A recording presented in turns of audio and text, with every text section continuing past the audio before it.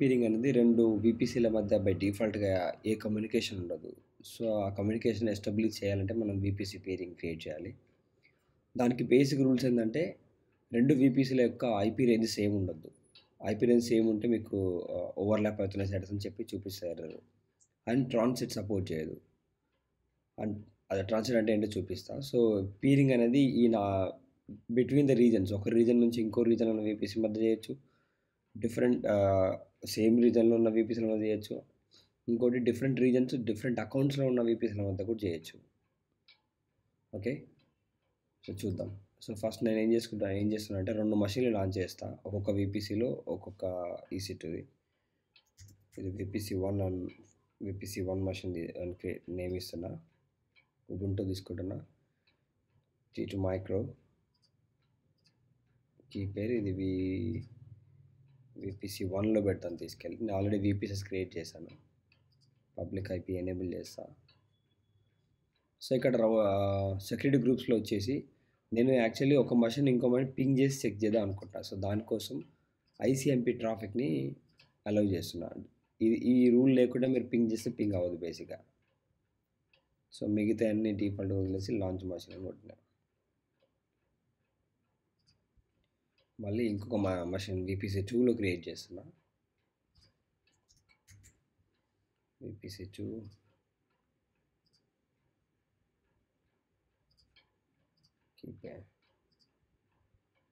VPC2 that's fine. Public IP enable చేస్తున్నా. So, same దీంట్లో కూడా నేను ICMP రూల్ని అలౌ చేస్తున్నా. ఆల్ ICMP V4 ఎనీవేర్ అని చూస్ చేసుకొని నెక్స్ట్ లాంచ్ కొట్టేసిన. సో, మీరు ఇక్కడ చూస్తే 2 మషీన్లు అప్ అవుతున్నాయి. సో, ఇది VPC1 అనుకుందాం. ఇది VPC2 అనుకుందాం.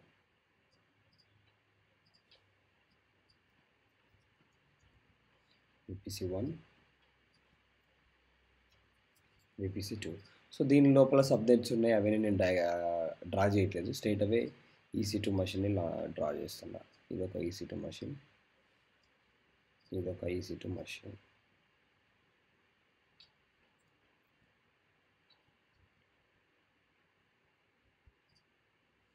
సో, VPC1 ఐపీ వచ్చేసి VPC1లో ఉన్న మషీన్ ఐపీ వచ్చేసి ఇది.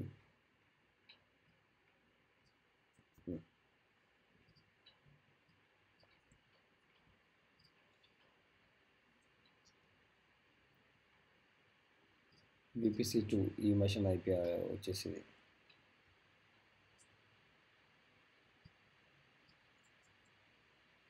సో, మీరు బేసిక్గా దీంట్లో ఏదో ఒక మషీన్కి కనెక్ట్ అయ్యి దీని నుంచి దీన్ని పింగ్ చేశారనుకోండి, పింగ్ అవ్వదు. ఎందుకంటే వీటి మధ్య కమ్యూనికేషన్ లేదు బై డిఫాల్ట్. చెక్ చేద్దాం. సో, మనం ఏం చేద్దామంటే ఫస్ట్ ఒక మషీన్కి కనెక్ట్ అవుదాం పబ్లిక్ ఐపీ యూజ్ చేసి.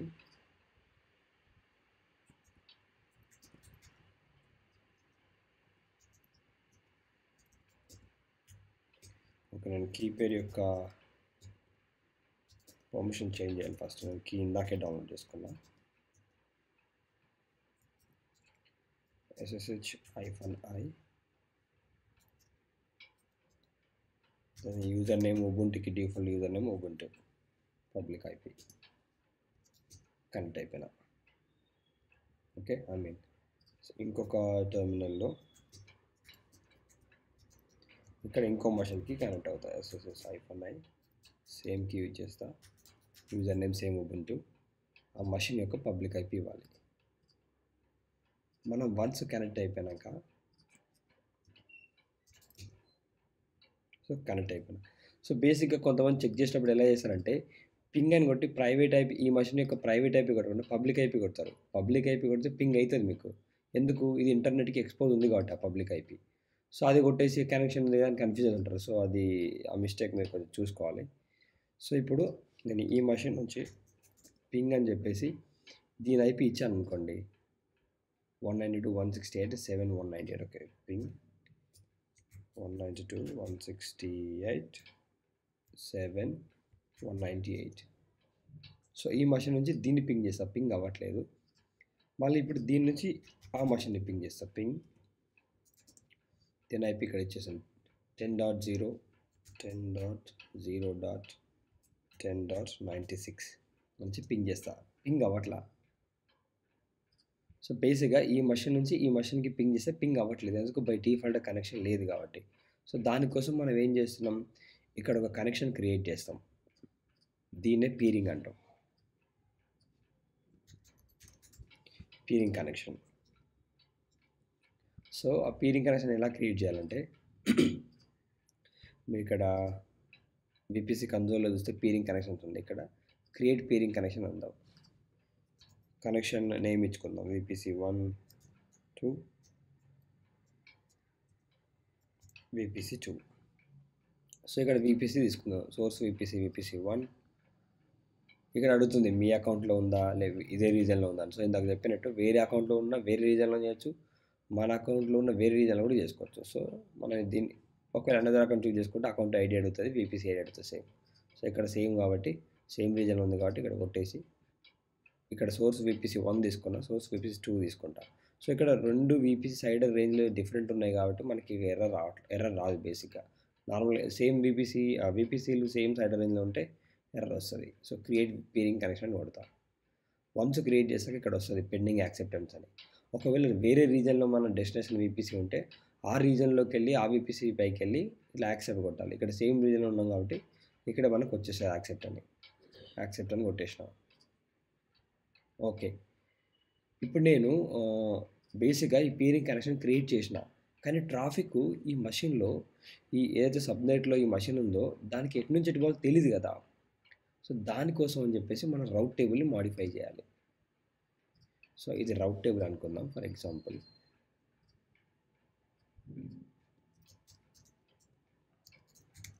దీన్ని మాడిఫై చేయాలి, దీంట్లో మనం మెన్షన్ చేయాలి.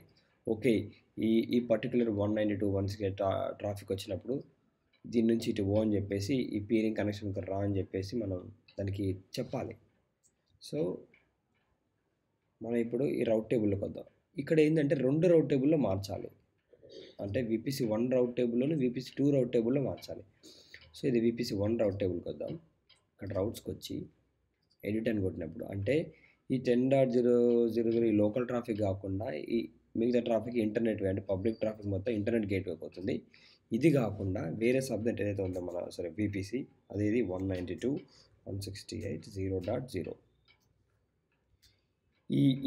ఈ ట్రాఫిక్ మొత్తం ఈ ఐపీలో ట్రాఫిక్ మొత్తం ఎక్కడికి వెళ్ళామని చెప్తాం, మనం పీరింగ్కి వెళ్ళామని చెప్తాం. ఇక్కడ పీరింగ్ కనెక్షన్ చూస్ చేసుకుందాం, సేవ్ చేంజెస్ కొడదాం.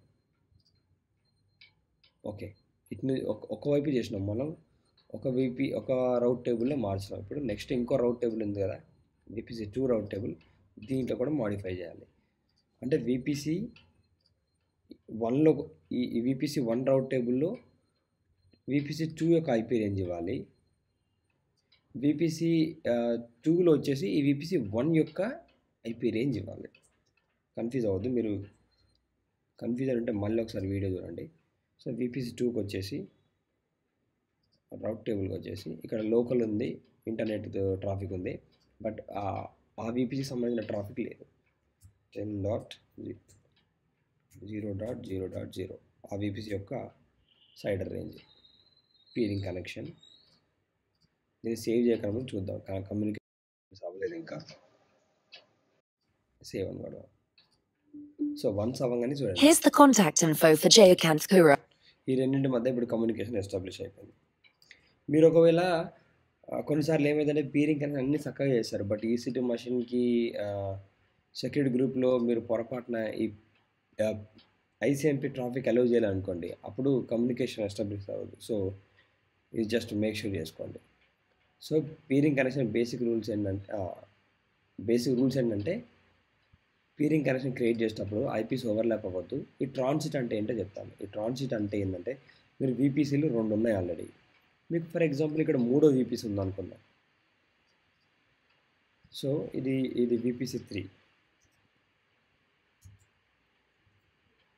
సో మీరు ఏం చేశారు, బేసిక్గా పీరింగ్ కనెక్షన్ క్రియేట్ చేశారు. ఎలా చేశారు, వీపీసీ 1 నుంచి 3కి చేశారు. ఓకే. 3 నుంచి 2కి చేయలేదు. ఇప్పుడు మీరు ట్రాన్సిట్ అంటే ఏందంటే ఇక్కడ ఒక మెషిన్ ఉందనుకోండి. ఇక్కడ మెషిన్ ఉన్నప్పుడు మీరు ఆల్రెడీ వీపీసీ 1కి 3కి మధ్య కమ్యూనికేషన్ ఉంది. వీపీసీ 1 నుంచి 2కి మధ్య కమ్యూనికేషన్ ఉంది. 3కి 2కి డైరెక్ట్‌గా లేదు.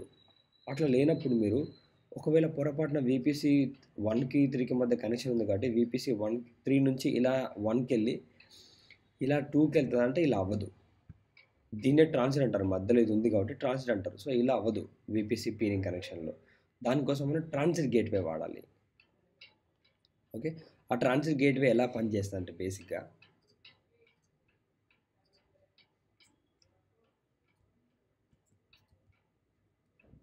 షిట్. సో, ఆ ట్రాన్సిట్ గేట్‌వే ఎలా పనిచేస్తదంటే ఒక్క నిమిషం.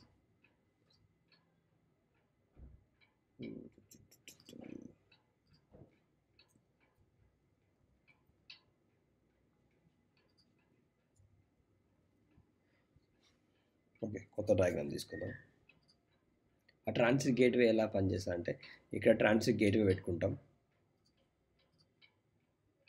ఇక్కడొక ఈ ట్రాన్సిట్ గేట్‌వే బేసిక్‌గా ఎప్పుడు వాడతాం అంటే మనకి ఎక్కువ వీపీసీలు ఉన్నప్పుడు. ఎందుకంటే ఒక 10 వరకు ఉంటే కొంచెం క్లమ్జీగా ఉన్న మేనేజ్ చేయొచ్చు. కానీ అంతకన్నా ఎక్కువైందనుకోండి ఈ రౌట్ టేబుల్ ఇవన్నీ కన్‌ఫ్యూజ్ అయిపోతాం మనం. సో, అలాంటప్పుడు మనం ఈ ట్రాన్సిట్ గేట్‌వే వాడుకోవచ్చు. ఇది చార్జబుల్‌గా పీరింగ్ కనెక్షన్ కనుక కొంచెం ఎక్కువ చార్జబుల్ ఇది. పీరింగ్ కనెక్షన్‌లో డేటా షేర్ అవుతున్నప్పుడు మాత్రమే చార్జ్ అయిద్ది. ట్రాన్సిట్ గేట్‌వేకి నీకు కొంచెం ఎక్కువ చార్జ్ ఉంటది. సో, ఇది ట్రాన్సిట్ గేట్‌వే అనుకుందాం.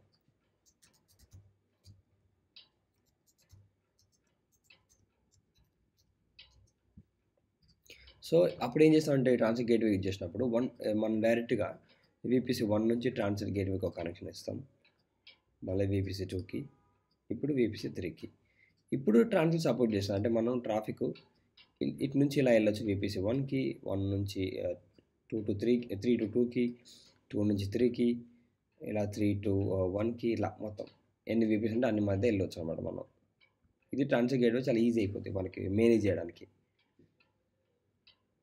So, that's everything. Thank you for watching.